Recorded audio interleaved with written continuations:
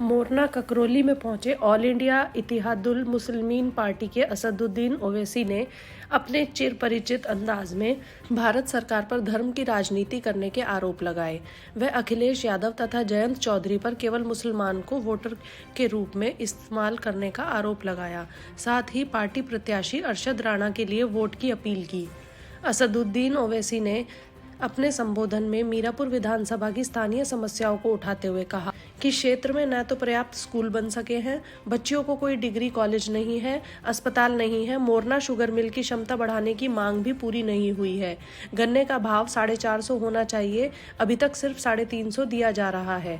ओवैसी ने जातिगत समीकरण उठाते हुए झोझा अंसारी जातिगत का नाम लेकर कुरैशी समाज का रोजगार खत्म करने का आरोप सरकार पर लगाया। ओवैसी ने अपनी पार्टी पर लगने वाले आरोप के बारे में कहा कि पिछले कई बरस से उत्तर प्रदेश की सरजमीन पर हमारी पार्टी काम कर रही है। हम चुनाव लड़ते हैं, जीतते हैं, हारते हैं। हम चुनाव के नतीजे देखकर हिम्मत नहीं हारते। पार्टी पर भाजपा को जिताने का आरोप लगता है, फिर बिजनौर से चंदन चौहान को उन्होंने नहीं जिताया है। चंदन चौहान को जिताने वाला कौन है? आप जंग करने से पहले नतीजे पर पहुंच जाते हैं। हार गए तो क्या होगा? योगी के बाद ओवैसी भी दंगे की बात उठाना नहीं भूले और कहा कि अखिलेश यादव की सरकार में इस जनपद में दंगे हुए थे और 50,000 मुसलमान विस्थापित हुए थे। मजलिस ने उनके आंसू पोंछने का काम किया था। फिलिस्तीन के लोग भी जालिम इजराइल का मुकाबला कर रहे हैं। एक दिन जालिम को सजा अवश्य मिलेगी। मोदी बांग्लादेश की शेख हसीना को मेहमान बनाते हैं और देश के मुसलमान का सम्मान नहीं करते हैं। ओवैसी ने कहा, सपा भाजपा एक ही सिक्के के दो पहलू हैं। करहल विधानसभा से अखिलेश के परिवार के भाई धर्मेंद्र भाजपा से चुनाव लड़ रहे हैं। मुस्लिम को आरक्षण देने का सपा ने सियासत में परिवार को आरक्षण दे रखा है।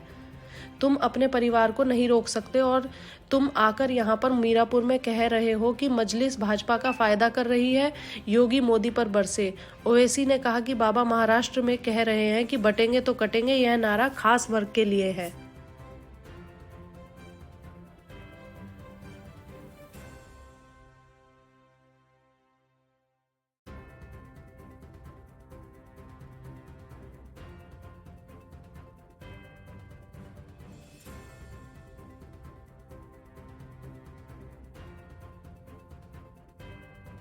महाराष्ट्र में फिर रहे, सुनिए, महाराष्ट्र में फिर रहे और नहीं जरूरत और नारा लगाए हैं, बटेंगे तो कटेंगे, बटेंगे तो कटेंगे बोलते हैं। मगर इतनी ज्यादा भी मोहब्बत मत करिए जो हमारी जेब खत्म हो जाए।